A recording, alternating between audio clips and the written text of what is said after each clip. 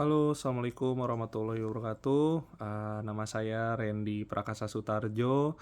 Saya mahasiswa manajemen S1 kampus Cikarang.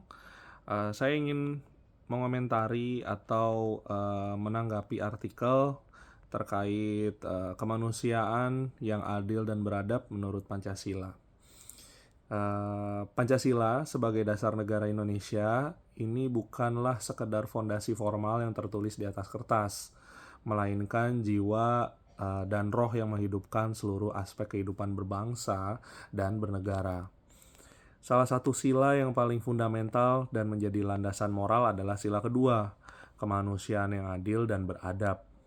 Makna mendalam dari kemanusiaan yang beradab dalam pandangan filsafat manusia ini yaitu kemanusiaan ini didasarkan pada pengakuan terhadap harkat dan martabat manusia sebagai makhluk Tuhan yang Maha Esa.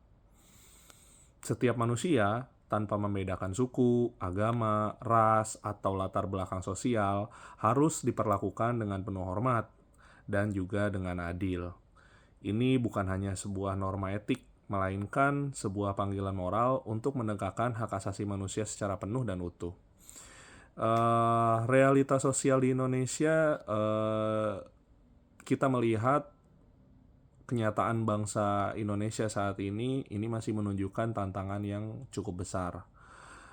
Dimulai dari kasus diskriminasi, kemudian kekerasan berbasis SARA, hingga penyalahgunaan kekuasaan. Ini menjadi bukti bahwa penerapan prinsip kemanusiaan yang adil dan beradab ini masih sering terabaikan.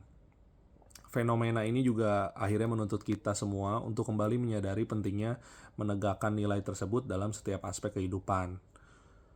Contohnya, misalkan di sisi positif, kita dapat melihat berbagai program dari baik itu dari pemerintah dan juga masyarakat yang memperjuangkan keadilan sosial dan saling menghormati sesama. Contohnya program-program layanan kesehatan dan juga pendidikan untuk kaum yang tidak mampu, serta juga gerakan solidaritas untuk memperkuat persatuan nasional.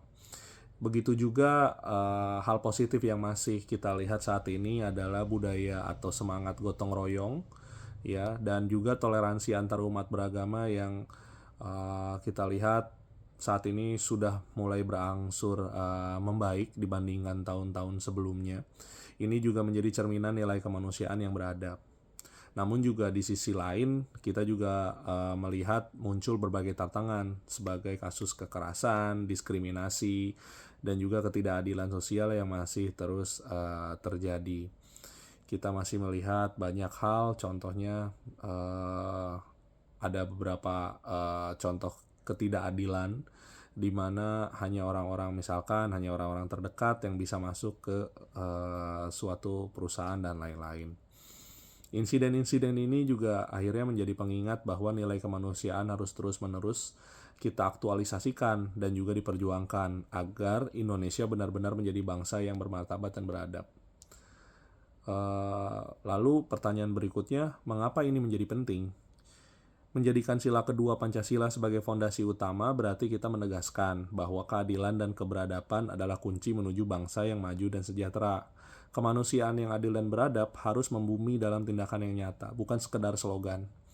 Sehingga dengan memahami dan mengamalkan nilai ini, bangsa Indonesia akan mampu menjaga persatuan, memperkuat keutuhan sosial, dan membangun masa depan yang penuh harapan. Kita melihat salah satu contoh yang baik kalau kita melihat di negara Jepang, bagaimana baik itu masyarakat biasa ataupun pejabat publik itu sama-sama mengantre, tidak ada yang menggunakan privilege-nya sehingga ketidakadilan itu muncul. Ya, harapannya kita semua bisa memahami, bukan hanya menjadikan ini sebagai slogan saja, tapi juga bisa kita praktekkan di kehidupan kita sehari-hari. Baik, itu saja dari saya. Kurang lebihnya mohon maaf. Terima kasih. Wassalamualaikum warahmatullahi wabarakatuh.